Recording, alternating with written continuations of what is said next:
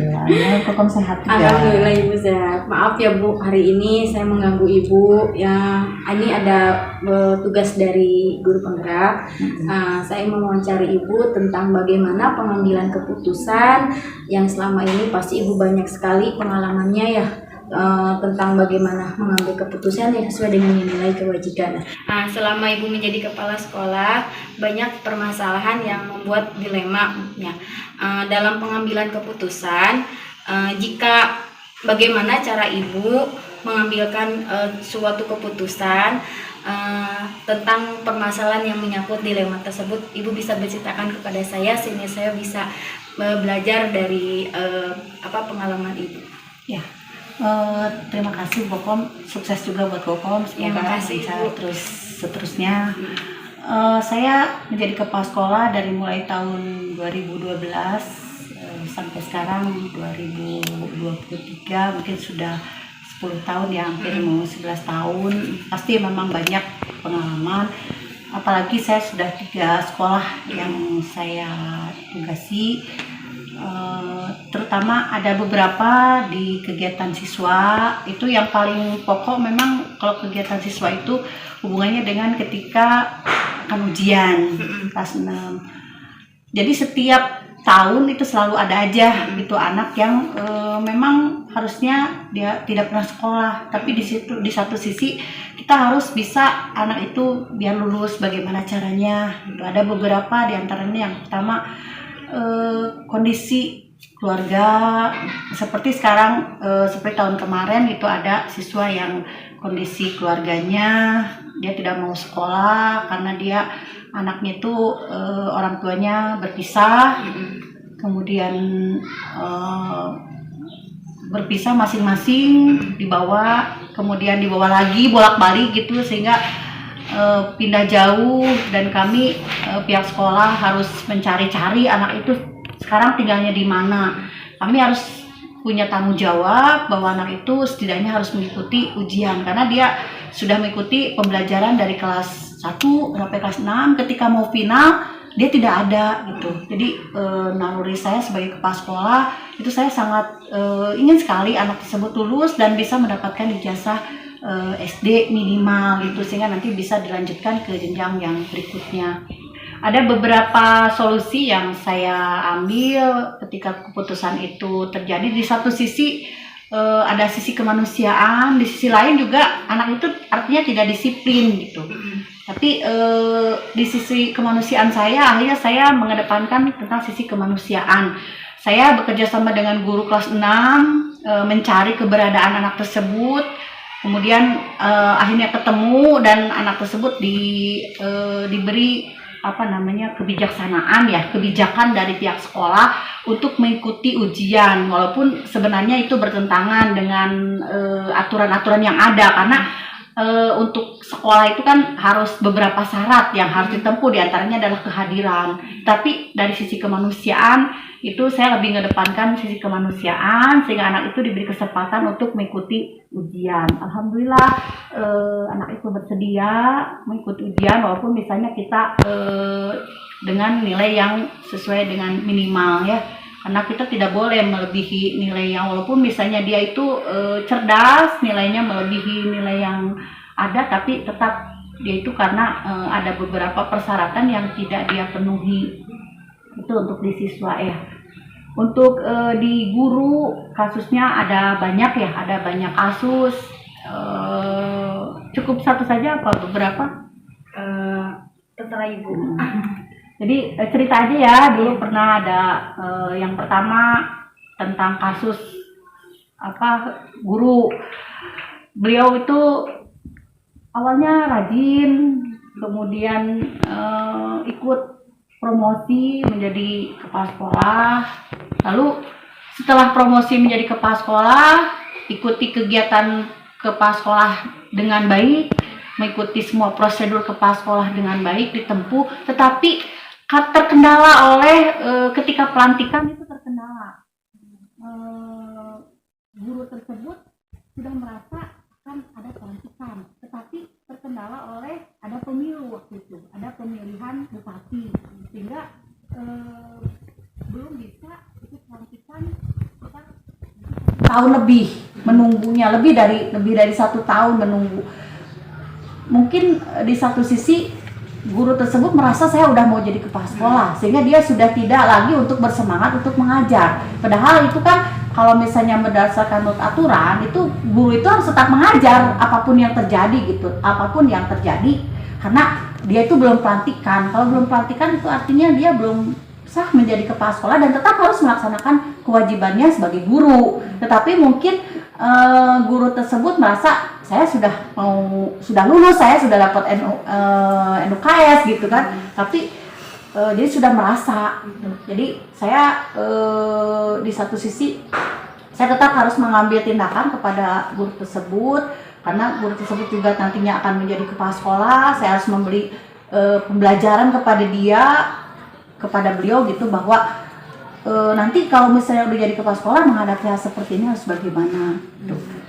Mungkin ini konflik juga gitu. Di satu sisi saya juga memang prihatin gitu ya kepada guru tersebut. Dia sudah mengikuti kegiatan prosedur untuk jadi kepala sekolah, sudah membuat segala macam lah, baik materi, moral gitu ya, material sudah diikuti, tapi karena ada sesuatu yang itu dia belum bisa dilantik. Saya panggil, kita bicara dengan secara kemanusiaan. Saya berbicara, saya memberikan aturan, walaupun guru tersebut usianya lebih senior daripada saya. Tapi saya tetap, karena saya di sini adalah pimpinan, jadi saya harus tetap mengedepankan bahwa komitmen itu seperti ini gitu, bahwa apa yang dilakukan itu tetap kewajiban, karena kan ada gaji yang dimakan, gaji yang diterima gitu, sehingga dia harus berkomitmen untuk tetap menjadi guru walaupun sedang menunggu gitu. Jadi saya panggil guru tersebut, saya beri teguran secara lisan, kemudian saya juga dibahas ketika kegiatan rapat sekolah, diberi teguran. Kemudian kalau misalnya memang guru tersebut belum, saya beri teguran lagi, saya bicara lagi, saya ngobrol lagi, apa kendalanya gitu, apa yang dirasakan oleh guru tersebut, sehingga kenapa sampai tidak mau lagi untuk melaksanakan tugas sebagai guru, padahal pas sekolahnya belum. Jadi saya bicara, keputusan yang saya ambil saya pelajari dulu perilaku, kemudian saya pelajari dulu bagaimana dia ketika promosi gitu ya, ketika melaksanakan persyaratan mengikuti persyaratan menjadi kepala sekolah. Kemudian juga barangkali saya juga tanya-tanya kepada guru yang lain, ada kendala apa sih, mungkin ada di rumahnya atau bagaimana. Ternyata setelah saya analisa tidak ada hal-hal apapun, hanya itu bersifat hanya dia merasa kok belum aja gitu, udah bekerja keras, udah ada pengorbanan untuk menjadi persyaratan yang sudah dia penuhi, tapi kok belum aja gitu, hanya itu saja. Tapi saya sekali setelah dipelajari, akhirnya saya memberikan teguran, dan beliau mungkin menerima bahwa yang namanya promosi itu adalah kapan kita mau dilantik, kapan kita mau menjadi seseorang yang lebih tinggi dari jabatan yang sekarang, itu adalah ada campur tangan dari Yang Maha Kuasa. Jadi ketika belum, itu mungkin belum aja gitu, belum ditakdirkan, dan kita harus bisa menerima dengan ikhlas. Kemudian kita juga harus tetap melaksanakan kewajiban kita sebagai guru, karena itu adalah tanggung jawab kita dunia akhirat gitu. Akhirnya alhamdulillah bisa mengerti dan bisa melaksanakan tugas kembali setelah kita berbicara dari hati ke hati dengan guru tersebut. Jadi ibu tuh punya dilema yang satu dari sisi murid ya Bu, yang ada siswa kelas 6, memang ya kalau siswa kelas 6 yang memang bentar lagi mau lulus, kita kan sebagai pendidik atau ya ibu sebagai kepala pembina sekolah berusaha ingin memajukan anak tersebut ya Bu, jangan sampai putus, jangan sampai, sebab masa depannya seperti apa nanti ke depannya, yang jadi udah bekerja keras ya Ibu. Yang satu lagi juga ada dilema juga Ibu ya, seorang guru yang mau naik jabatan ya Bu ya, yang memang belum saatnya dapat istilah kesana SK pelantikan atau apa, ternyata udah merasa ya Bu ya, udah merasa ini, jadi seharusnya memang harus ngajar dulu sebelum ada SK mah Ibu ya, ya harus start dulu, jadi itu membuat dilema juga ya Bu ya. Jadi pengambilan keputusan Ibu pun yang Ibu tadi sudah dijabarkan ya.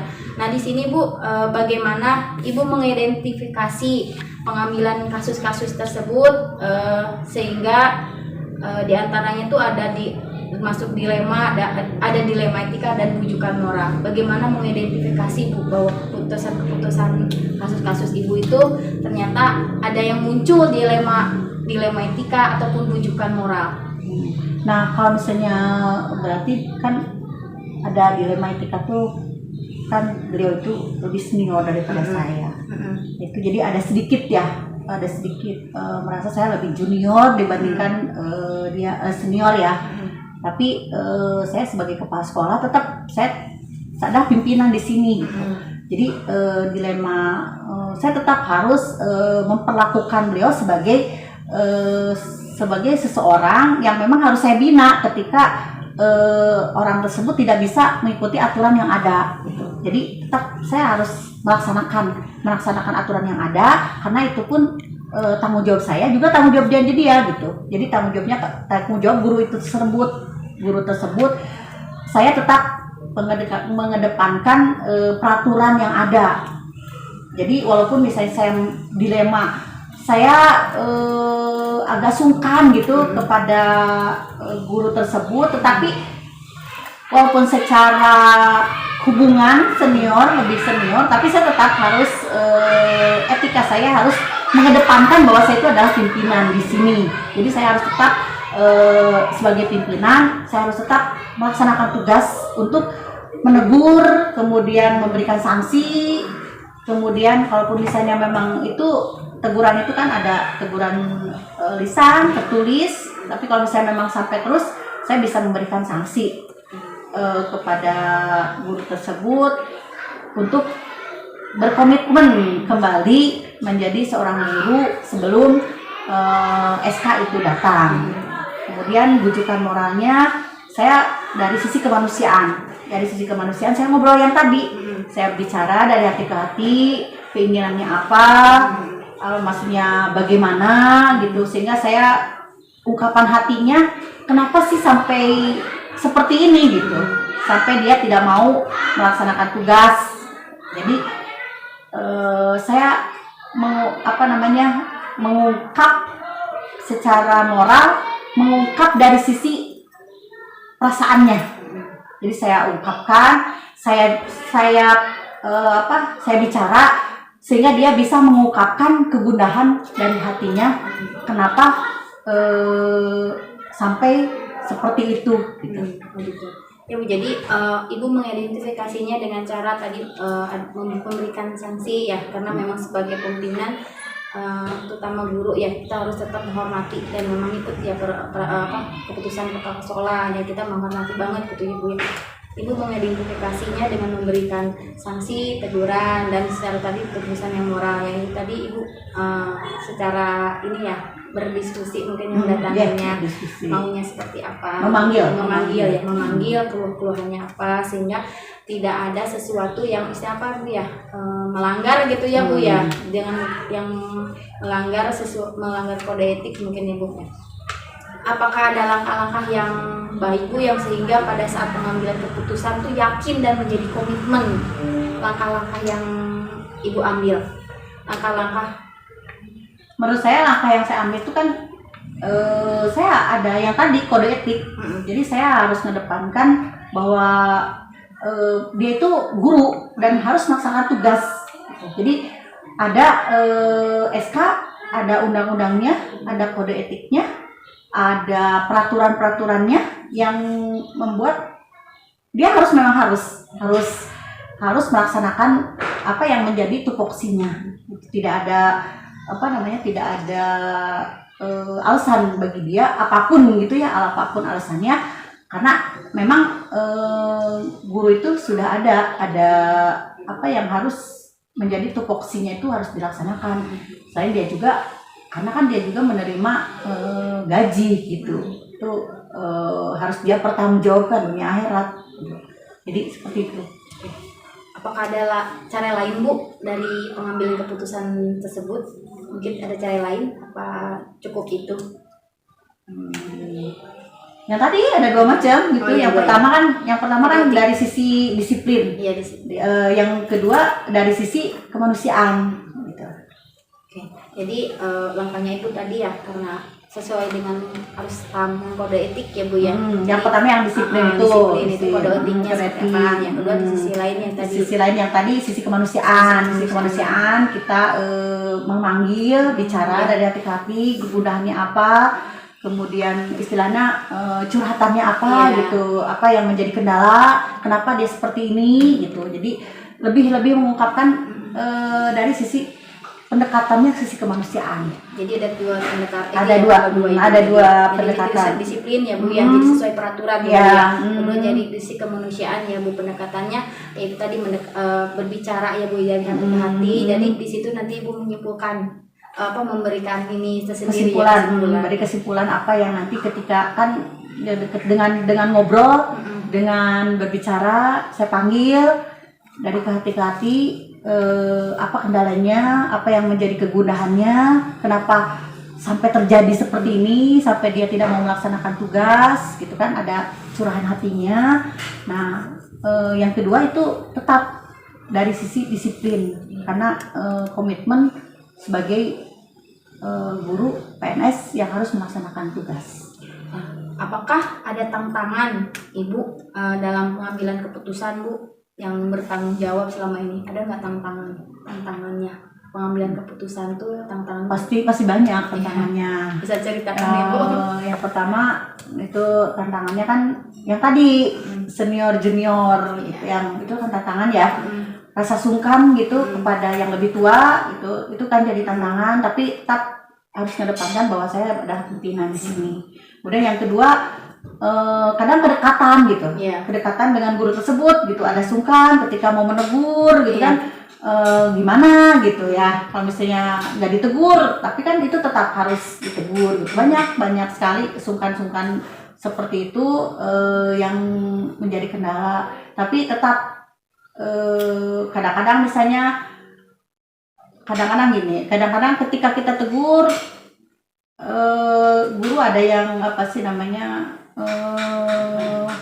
tidak semua gitu yang guru yang ditegur oleh kepala sekolah itu mau menerima teguran tersebut. Itu kan jadi tantangan juga ya. Kadang-kadang ada yang sampai setelah ditegur gurunya ketemu kepala sekolah maluas maleos gitu kan. Ada kan yang suka gitu ya, ada merasa saya gini gitu. Kadang-kadang ada yang merasa membanding-bandingkan dengan guru yang lain gitu. Kok kalau saya ditegur kok yang lain enggak gitu. Jadi tantangannya seperti itu. Jadi tantangannya itu ada itu ya Bu, senior junior karena saya kan masih karena guru yang tersebut yang mau menjadi kepala sekolah tuh secara usia secara duknya jadi lebih tinggi. Jadi setidaknya agak secara golongan juga lebih tinggi. Jadi tantangan buat Ibu ya ngerasanya. Jadi untuk secara maupun membicarakannya juga agak sungkan atau gimana, tapi kan Ibu tetap ya di sini sebagai pemimpin harus bisa memilih keputusan dengan penuh tanggung jawab Ibu ya. Nah, ketika ada masalah yang Ibu tadi bilang dilema ya, berapa lama Ibu waktu untuk membutuhkan dalam mengambil keputusan? Kira-kira ada berapa lama Bu untuk memutuskan pengambilan keputusan tersebut? Tergantung kasusnya. Tergantung kasusnya. Bisa lama, bisa sebentar gitu. Contoh misalnya ada kasus konflik antara guru dengan guru, gitu kan, itu juga sama ya kasus ya, antara konfliknya. Saya harus bisa mendengarkan dua pihak. Jadi saya tidak bisa misalnya ada berkonflik, saya harus tahu dua-duanya benar gitu, dua-duanya merasa benar, tapi tetap itu tidak boleh kan berkonflik di dalam satu lingkup unit kerja, itu tidak boleh ada. Kemudian saya analisa dulu, analisa kasusnya apa, saya dengarkan dari pihak yang sini, saya dengarkan dengan pihak yang sini gitu. Tapi saya tidak mempertemukan gitu, tidak mempertemukan, tetapi saya memberikan tugas kepada guru tersebut yang tugas itu harus dikerjakan secara bersama-sama. Oh iya. Jadi tugas yang harus saya kerjakan saya memberikan tugas kepada 2 orang guru yang berkonflik itu tugas yang harus dikerjakan secara bersama-sama. Contohnya mengelola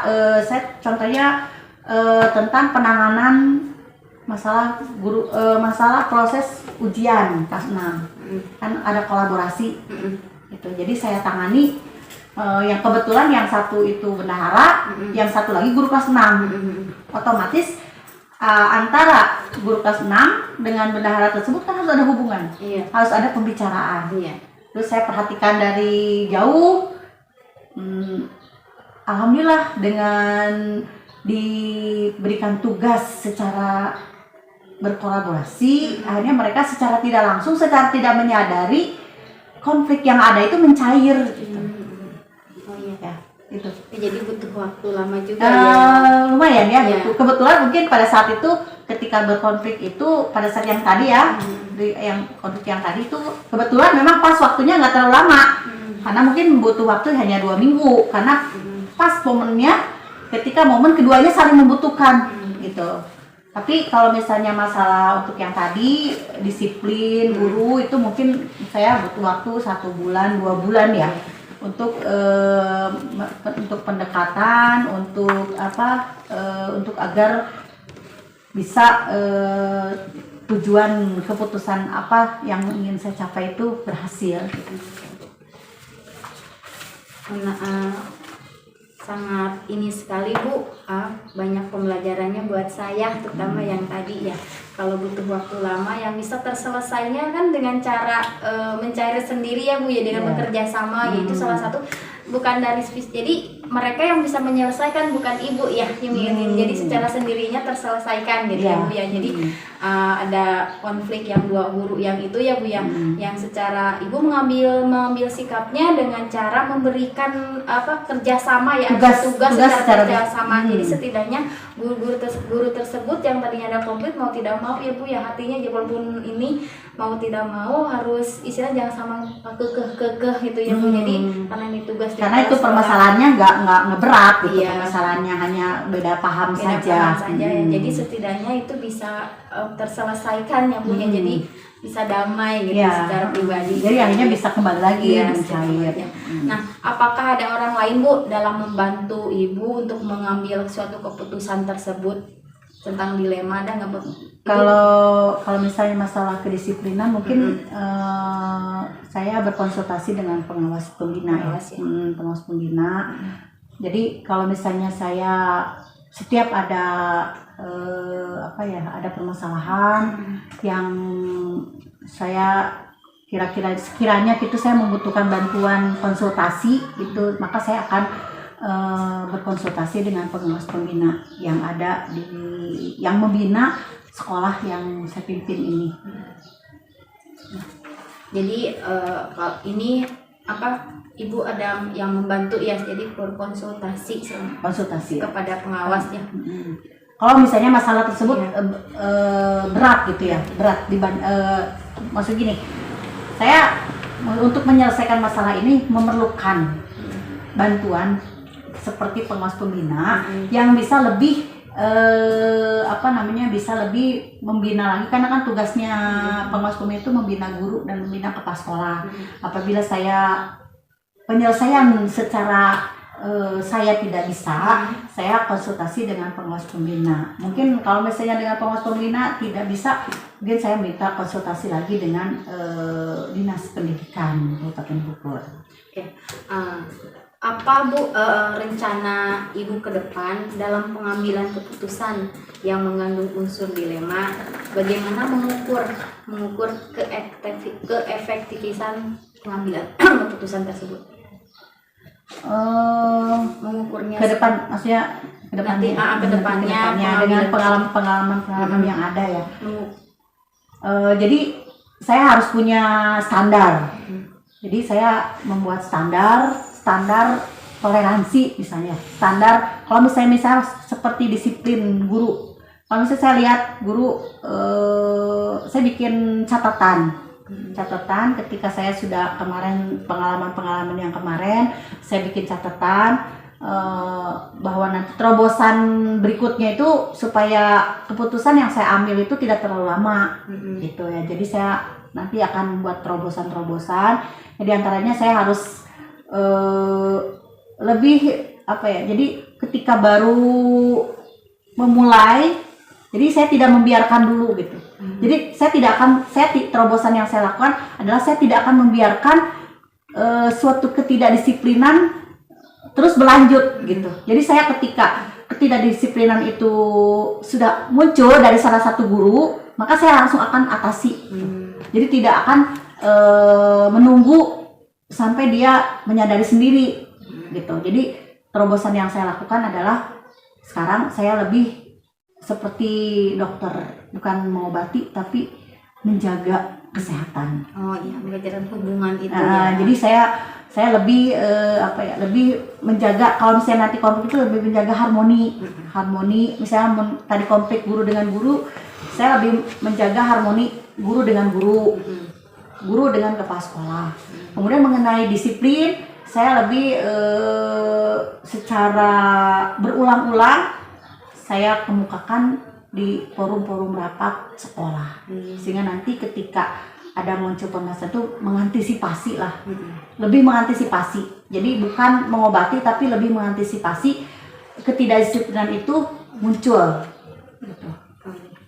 Dari semua pertanyaan Ibu, saya merefleksi Bu ya. Jadi pelajaran buat saya ke depan Bu ya, jika saya menjadi seorang pemimpin sekolah seperti Ibu. Jadi yang tadi dari kasus anak ya Bu ya, jadi kita itu harus menindaklanjutinya dengan cara tadi ya Bu, mendatangi ya Bu ya, dengan mendatangi keluarganya, bagaimana kondisinya gitu. Jadi tahu kenapa anak ini, jadi kita tahu latar belakang, jadi kita tahu kenapa anak seperti itu tidak mengikuti ujian gitu. Jadi walaupun apapun juga ya, karena kelas 6 itu udah kelas terakhir ya Bu ya, jadi setidaknya kita harus memberikan ke anak itu, karena memang tanggung jawab guru mendidik ya Bu ya. Jadi buat jangan sampai anak itu putus ya, walaupun mungkin di kelas 6-nya dia seperti itu, nanti siapa tahu dia bisa kembang ya, karena mungkin faktor dari keluarga tadi ya Bu ya. Jadi sudah berusaha dengan tadi Ibu memberikan suatu toleransi ya Bu ya. Nah tadi Ibu yang di sisi lain yang dilema soal guru ya Bu ya, yang jadi kepala sekolah, yang mau menjadi kepala sekolah, tindakan Ibu sangat bagus Bu, yang tadi Ibu mengambil dengan cara menegur, walaupun itu tantangan buat Ibu ya, yang tantangan karena secara kedudukan tuh beliau itu lebih di atas Ibu ya Bu. Jadi setidaknya mungkin walaupun di atas kita pun, karena berhubung Ibu itu adalah pemimpin, jadi mau tidak mau harus mengikuti ya. Yang guru tersebut ya harus mengakui bahwa walaupun secara kedudukannya dianya lebih tinggi, jadi mau tidak mau harus mengikuti gitu. Jadi dengan cara pendekatan yang Ibu lakukan gitu, dengan pendekatannya bukan kemanusiaannya, jadi kita tahu apa alasannya gitu, maunya seperti apa, sehingga kalau memang saat ini bisa terselesaikan, kalau tidak jadi bisa berkonsultasi ya Bu ya, karena memang itu mungkin pelajarannya bagi saya nanti ke depannya menghadapi seperti itu. Jadi saya juga harus banyak belajar ya Bu ya, banyak bertanya juga, terus banyak berdiskusi karena kepala sekolah tuh atasan kita, mungkin pengawas ya Bu ya, kita banyak bertanya kepada pengawas, sehingga kita tahu bagaimana pengambilan keputusan yang menurut saya seperti ini. Bertanya dulu ke pengawas bagus apa tidaknya gitu, siapa tahu ada saran mungkin ya Bu ya, ada saran atau masukan kalaupun itu misalnya tidak bisa diatasi oleh kita. Jadi tadi yang paling saya menarik itu Bu, yang kolaborasi, yaitu yang tadi ada konflik guru, yang itu juga jadi pelajaran buat saya. setidaknya tidak langsung negur ini ya Bu ya. Jadi secara kedua-duanya itu dipertemukan dengan kondisi pekerjaan gitu ya. Jadi setidaknya tidak ada Jadi dilema. tidak merasa tidak merasa di apa namanya dibentrokkan Ya gitu. Jadi nggak ngerasa ditegur salah atau apa gimana. Dengan Ibu kasih tugas seperti itu, jadi setidaknya akan mencair ya, mungkin satu sama lain pun hatinya bisa terbuka ya Bu ya. Jadi mungkin dengan berkata ataupun di dalam kelompoknya itu dan tugasnya itu membicarakan apa gitu ya, setidaknya hubungan mereka bisa kembali lagi harmonis. Ya, tadinya tidak bertegur sapa. Iya, awalnya tidak bertegur sapa. Jadi menurut saya itu sesuatu apa ya Bu ya, mungkin dilihatnya mudah gitu, tapi itu sebenarnya agak-agak susah juga gitu. Tapi setidaknya Ibu juga bisa tadi dengan cara seperti itu, Ibu tidak harus bekerja keras ya Bu ya, bekerja keras, tapi dengan memberikan kasih tugas aja bisa mencair sendiri, bisa menyelesaikan gitu. Jadi Ibu juga tidak begitu berat. Nah, itu yang menurut saya menarik sekali Bu. Jadi pembelajaran buat saya. Ini menjadikan patokan saya dalam nanti pengambilan keputusan, terutama dalam karena saya posisi saya guru Bu di dalam kelas. Jadi mungkin ini kan jadikan juga acuan saya nanti menjadi seorang pemimpin ya. Terima kasih banyak ya, Ibu atas waktunya. Saya telah mengganggu, maaf. Ini lebih dari yang kita ditentukan. Terima kasih Bu. Sekali lagi ya, terima kasih. Sebenarnya masih banyak yang pengalaman ya, tapi memang ada beberapa saja. Jadi biar menjadi pengalaman. Kokom juga nanti sukses. Ya, amin. Dan karena juga saya juga sama manusia biasa ya, yang tidak luput dari salah gitu. Mungkin hanya naluri-naluri saja, naluri-naluri pengalaman. Nanti juga mungkin Bu Kokom juga naluri-naluri pengalaman, naluri-naluri sebagai pemimpin yang nanti akan akan muncul gitu ketika ada sesuatu, kita harus atasi ini, harus atasi ini. Iya. Makasih Ibu. Ya. Assalamualaikum warahmatullahi wabarakatuh, Bapak. Waalaikumsalam warahmatullahi wabarakatuh. Apa kabar Bapak? Alhamdulillah sehat. Iya Bapak, mohon maaf sebelumnya saya mengganggu jam Bapak. Ini saya calon guru penggerak angkatan 7 Kabupaten Bogor. Ingin mewawancari Bapak selaku Bapak Kepala Sekolah SDN Lengan Sari ya. Mohon meluangkan waktunya buat saya Bapak. Yang Bapak bisa akan Bapak jawab ya. Iya. Insyaallah. Ini seputar tentang bagaimana pengambilan keputusan yang berbasis nilai-nilai kebajikan yang Bapak pimpin.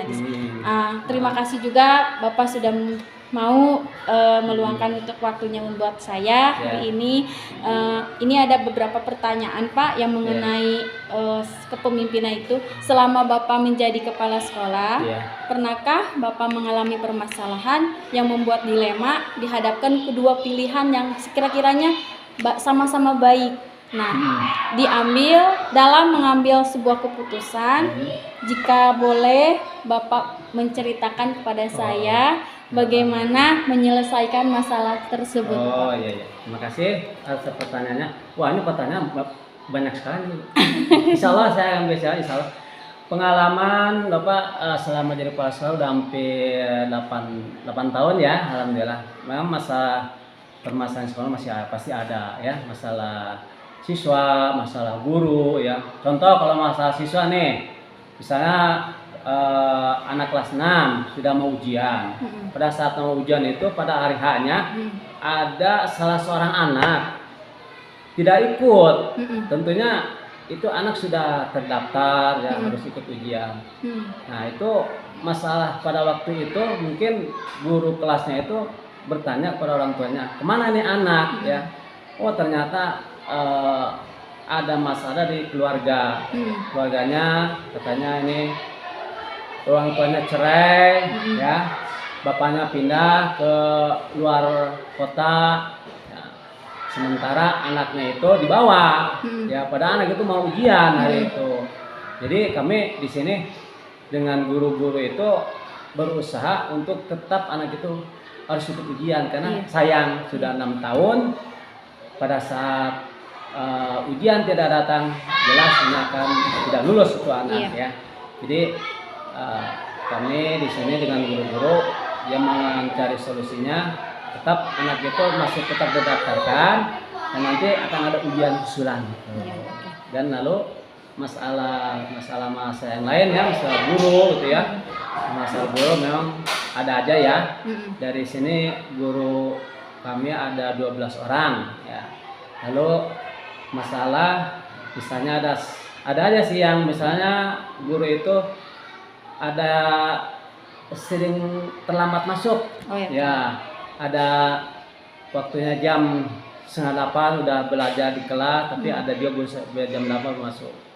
Nah, mungkin permasalahan ini adalah mungkin saya tanyakan dulu, diidentifikasi permasalahannya apa, ya, supaya sampai sering terlambat. Jadi mengambil tindakan pertama mengidentifikasi dulu masalah guru yang sering lambat masuk. Ya. Setelah tahu masalahnya, ya pembacaan masalahnya, Bapak akan memberikan solusi pada guru tersebut, apa karena jauh, apa masalah keluarga atau gimana. Ada seperti itu ya, masalah ketika guru terlambat masuk. Kadang ada juga guru yang sering izin, ya izinnya itu sehingga mengganggu kegiatan belajar mengajar siswa ya. Lalu Bapak mengambil tindakan yaitu dipanggil, gurunya dipanggil, kita ngobrol masalahnya kenapa sering izin. Ternyata ya itulah ada kepentingan yang tidak bisa diduga, ada kepentingan keluarga karena keluarganya sakit, karena mungkin orang tuanya sedang sakit. Nah itu seperti itu, masa-masa banyak lah ya. Iya. Ya kita melihat aja dulu masalah ini untuk dipilah-pilah gitu ya. Iya. Oke. Bagaimana Bapak dapat mengidentifikasi dari permasalahannya itu untuk mencari keputusan dari kasus-kasus yang muncul? Identifikasinya terus di antara dilema ITK dan rujukan moral tersebut. Bagaimana cara-cara Bapak mengidentifikasi atau mengambil keputusan? Ya. Bagaimana caranya Bapak mengidentifikasi keputusan-keputusan kasus-kasus tersebut? Ya. Yang berkaitan dengan mengidentifikasi masalah-masalah seperti anak yang tidak ikut ujian, lalu ada guru yang sering terlambat masuk ataupun sering izin. Nah, jadi Bapak menanyakan dulu, menanyakan permasalahan-permasalahannya pada permasalahan seperti itu, dan kalau sudah ada masalah, lalu mengambil tindakan dengan cara memanggil. Kalau masalah siswa, memanggil orang tuanya, ya, kenapa anak ini tidak ikut ujian. Kalau masalah guru, ya saya akan ngobrol tatap muka 4 mata gitu. Jadi untuk menyelesaikan masalah ini, jadi ada sifatnya kekeluargaan dulu. Setelah tahu masalahnya, baru kamu mengambil tindakan yang terbaik untuk beliau. Misalnya kalau masalahnya tadi masalah keluarga, mungkin kamu bisa membantu memecahkannya.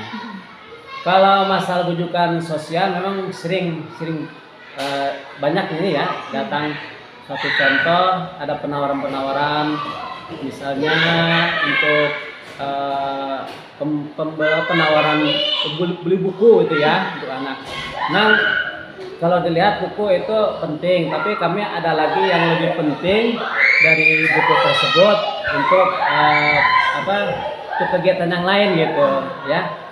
Seperti banyak yang tukang dagang menawarkan buku-buku buku ini ya pegangan anak yang suka digelar di halaman sekolah, suka izin dulu, tapi kami dari pihak sekolah suka mengidentifikasi dulu ya buku bermanfaat atau tidak ya. Kalau bermanfaat, walaupun bermanfaat, tapi ada kegiatan yang lain lebih penting anak itu, jadi kami akan menolaknya yang secara halus itu. Jadi kami mengidentifikasinya melihat dulu kemanfaatannya ya, lalu setelah itu kami akan memberi tindakan atau memproses lah gitu ya. Nah, itu mungkin jawaban yang bisa Bapak Iya. berikan?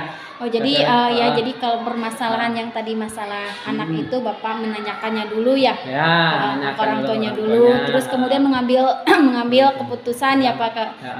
memanggil orang tuanya. Ya, Nah, terus berdiskusi juga pada Diskusi pada guru ya, guru, diskusi. yang tadi ada pertama. kasus gurunya yang tadi sering terlambat ya Pak ya. Ya. Nah kalau ada bujukan rayuan kayak Nah. seperti penjualan ya Bapak Ya. akan menanyakan dulu Ya, buku itu ya, Ya, betul. apa bukunya itu bermanfaat untuk Bermanfaat anak atau atau tidak gitu betul, ya. betul. Baru kalau memang itu ada kebermanfaatan, Bapak akan membelinya seperti Iya, itu. betul. Oke Bapak. Cocok begitu. Ya. Apakah ada langkah-langkah yang Bapak lakukan yang lainnya sehingga ada pengambilan keputusan untuk yakin dan komitmen langkah-langkah itu? Ya mungkin langkah Bapak soalnya bisa dengan guru yang lain ya bermusyawarah gitu Oh, ya, bertanya atau juga dengan warga sekitar ya atau dengan komite kami mengambil apa istilahnya pendapat beliau-beliau gitu. Jadi tidak mengambil tindakan sendiri, tapi Bapak juga ingin mendengar pendapat daripada terutama dari rekan kerja di sini guru-guru ya, juga komite ya. Nah, itu mungkin tindakan Bapak seperti itu yang bisa ditambahkan gitu ya. Nah, selain tindakan Bapak sendiri sebagai pribadi pimpinan, tetap tidak lepas daripada orang sekitar gitu. Nah, orang sekitar itu guru, komite ataupun masyarakat gitu ya. Oke. Nah. Apakah ada tantangan Bapak ya ada tantangan lain Pak dalam menghadapi keputusan yang bertanggung jawab? Iya. Selama ini mengambil sebuah keputusan ada nggak Pak tantangan lain? Tantangan lain, Bapak rasa kalau tantangan sih ada aja ya. Berarti Bapak kasus seperti ini nih, tantangan pernah ini pengalaman betul-betul pengalaman di sekolah sini. Bapak mendapat bantuan betonisasi di sekolah, ya. Lalu ada juga bantuan mendapatkan gerbang, bantuan gerbang pagar sekolah ini ya. Nah, karena dengan sekolah ini belum punya gerbang gitu ya. Nah, di pemerintah seperti itu akan ada bantuan gerbang untuk halaman sekolah. Ternyata kan di lingkungan Bapak ini adalah sekolah depannya itu halaman, tapi menyangkut juga jalan umum ya. Nah, pada suatu saat Bapak mengumpulkan orang tua dan komite gitu ya, memusyawarahkan bahwasannya di sini akan ada gerbang untuk sekolah, walaupun ini tempat jalan umum. Bapak kumpul situ musyawarah. Nah, pada saat itu ada tantangan dari orang tua ya, terutama yang merasa berjasa dulunya ya, bahwasannya nggak usah mempunyai gerbang ke sekolah karena ini bukan khusus untuk sekolah kan, tidak ada jalan tempat umum ya.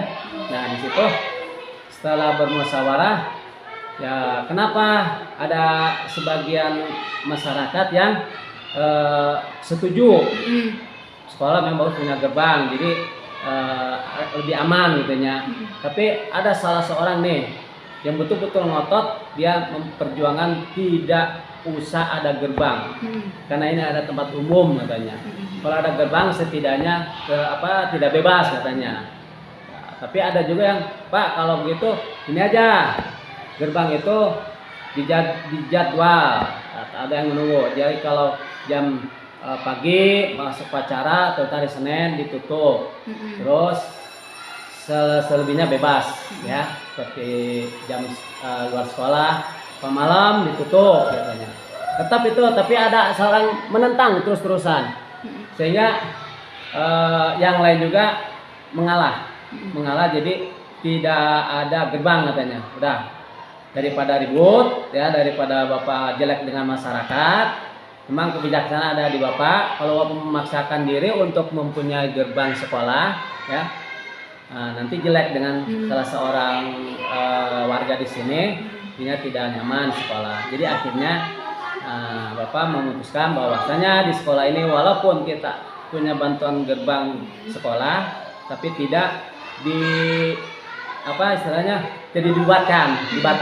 gitu ya. Jadi dibatalkan. Ini demi kebaikan semua. kalau si Bapak ngotot untuk tetap ada gerbang, tapi masyarakat ada sebagian tidak setuju, nanti jadi dilema malah jadi permusuhan atau persengketaan antara sekolah dengan warga masyarakat di sini. Memang ini di jalan halaman sekolah kami ini adalah tidak mutlak punya sekolah karena itu depannya itu jalan. Nah ini salah satu contoh ya, contoh bahwasanya sesuai mengambil keputusan kita mengambil yang manfaatnya. Iya, Manfaat kita untuk ke depan, jangan sampai kita jelek dengan warga sekitar, dengan masyarakat sekitar. Nah, jadi sampai sekarang walaupun istilahnya di sini SD kami tidak punya gerbang karena itu masalah asalnya itu. Jadi menyangkut dengan yang tadi itu tantangan-tantangannya banyak itu antara contoh salah satu seperti itu ya, tantangan kami ingin mempunyai sekolah yang rapi, punya gerbang, ternyata ada sebagian masyarakat tidak setuju. Jadi kita ambil manfaatnya aja dah ya untuk ke masyarakat semua, sekolah aman, tidak ada gangguan dari masyarakat, masyarakat juga enak, nah gitu ya. Itu langkah-langkah Bapak seperti itu. Jadi sampai kapanpun di sini tidak ada gangguan, jadi melihat pemanfaatannya udah tutup aja, nggak ada gerbang seperti itu. Ini contoh ya, contoh permasalahan tantangan ya, tantangan masalah bangunan, masalah di lingkungan anak-anak juga banyak ya. Ya Bapak bagus. Seru, menurut saya pengalaman yang benar-benar ini Pak, bisa belajar dari Bapak bahwa dalam di sekolah ini ternyata satu gabung sama warga ya Pak ya. Jadi Bapak punya ada mau bantuan gerbang, ternyata iya karena di dalamnya itu rumah warga juga ya. Jadi salah satunya Bapak membuat suatu keputusan bagaimana kebermanfaatannya Pak ya, membuat melihat kebermanfaatannya itu karena di situ ada pro kontra ya Pak ya. Ada satu sama lain yang setuju, satu sama lain tidak setuju. Jadi Bapak ngambil yang tengah tidak. Jadi supaya kita aman dengan masyarakat, tidak jelek. Kalau kita buang dengan masyarakat kan tidak nyaman.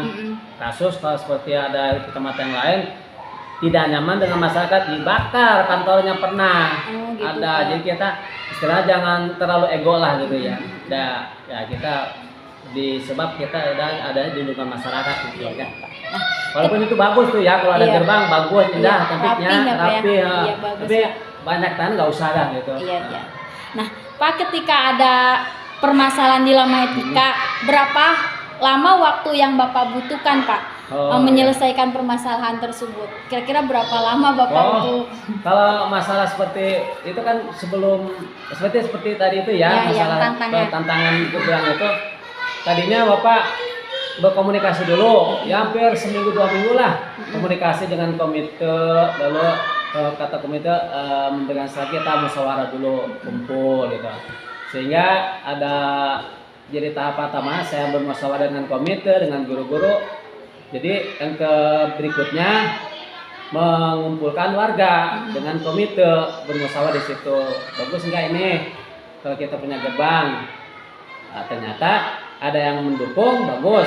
Ada juga tidak mendukung karena tidak bebas. Kata kalau ada gerbang karena ini jalan-jalan umum gitu. Ya kurang lebih kalau dihitung-hitung ya kita membutuhkan waktu juga ya berkomunikasi dengan yang lain-lain gitu ya. Kurang lebih 1 minggu lah gitu ya. Dari saya punya ide, ada bantuan itu, lalu kita bermusyawarah dengan komite, dengan guru, lalu minggu depannya kita bermusyawarah dan akhirnya yang ada mengambil keputusan bahwasanya kita tidak mengalah saja, walaupun sekolah pengen rapi, punya gerbang segala macam, kita lebih baik aman dengan masyarakat. Berarti butuh waktu ya Pak, nggak mengambil keputusan itu tidak harus hari ini selesai ya Pak ya. Jadi ada prosesnya, ada butuh waktu sehingga kita bisa memutuskan yang benar-benar bijaksana ya Pak ya. Jadi antara sekolah sama warga itu istilahnya benar-benar adil gitu ya. Nah, apakah ada orang lain Pak yang membantu Bapak mempermudah dalam pengambilan keputusan? Ada. Misalnya Abang minta bantuan dari, kan kalau sekolah itu ada yang lebih tinggi ya, seperti ada pengawas. Ada kepala dinas atau ketua PGRI atau ketua K3S. Nah, selama itu ada permasalahan, saya juga bermusyawarah, meminta masukan-masukan, ngobrol gitu ya, gimana baiknya nih gitu ya. Jadi minta bantuan juga pada di luar sekolah ini, terutama yang sering sering kita berkomunikasi dengan K3S ya, dengan PPGRI, dengan pengawas itu. Jadi bisa untuk dimintai bantuan lah gitu, bantu pendapat ada permasalahan yang timbul di lingkungan sekolah kita gitu. Oke. Ya Pak, pengalaman Bapak salam menghadapi suatu tantangan ataupun mengambil keputusan sangat banyak sekali dan Ya, itu menjadikan alhamdulillah, bagi ini saya bagus. menjadi pembelajaran bagus Bagus Pak. Jadi di banget. sini saya mengambil kesimpulan Ya. bahwa apabila kita mau istilahnya Pak ya, pengen membuat suatu sekolah tuh yang istilahnya pengen indah Ya. ataupun maju atau apa walaupun sekarang yang Ya. Bapak karena sekolah ini itu berada Ya. di lingkungan warga, Ya, masuk kebetulan, ya Pak ya. kebetulan. Pas masuk gerbang itu ternyata di dalamnya itu Warga. ada rumah warga ya. Jadi Ya. kita benar-benar Jadi jangan lalu lintas warga ini tuh Iya. di depan. jadi kita harus memikirkan Pak ya, jangan Oh. memikirkan sekolah kita aja. Nah, Ternyata di benar. dalamnya itu ada rumah warga. Orang juga bisa masuk dengan kalau gerbang, mungkin di- kalau di gerbang bagaimana mereka mau pas malam gimana Ya, gitu. Sedangkan gerbang kunci gerbangnya sama sekolah gitu ya. Ya betul. jadi dalam segala sesuatu kita harus lihat dulu kebermanfaat yang Benar, Bapak benar. bilang, Nah, kebermanfaatnya manfaatnya. ya gitu. Jadi dalam mengambil keputusan juga butuh banyak orang ya Pak yang Betul, terlibat ya. betul. Mulai dari Bapak tadi bilang K3S, Iya. kepala dinas, pengawas yang Betul. benar-benar apabila kita dalam menghadapi dilema seperti itu butuh bantuan orang lain juga ya Pak ya. Ya. Bapak terima kasih Oh, banyak sama-sama. pengalaman Ya. Bapak. Amin, Jadi amin. saya juga banyak belajar. Amin. Ya mudah-mudahan saya Ya, bisa mudah-mudahan. mampu menerapkan Amin. bagaimana mengambil keputusan yang Ya, memang ya. sesuai dengan yang diharapkan Ya, Bapak. betul. Ya, Pak, Jadi sekali lagi ya, amanat kalau suatu saat mungkin Dek bisa menjadi pemimpin gitu ya. Ya. Jadi kita harus mengedepankan dulu istilahnya kebutuhan masyarakat ya, kebutuhan masyarakat. Juga jangan terlalu menimbulkan ego kita, Iya. ya. Terus harus banyak bermusyawarah dengan teman-teman. Ya. Jadi lebih mementingkan kepentingan umum daripada kepentingan pribadi. Oh iya gitu Pak. Jadi jangan ego, jangan terlalu otoriter, ya. Nah, seperti kalau Bapak otoriter seperti itu, bang udah aja kita Iya. yang berhak gitu ya, tutup aja kayak apa, kan lebih aman juga enak. Tapi kan bermanfaat itu manfaat, tapi lebih manfaat masyarakat. Iya betul Pak. Masyarakat yang lebih manfaat sehari-harinya dia keluar masuk gitu ya. Jadi menjadi pertentangan nantinya malah gitu. Itu aja amanat ya. Oke, makasih Bapak ya. Saya mohon maaf.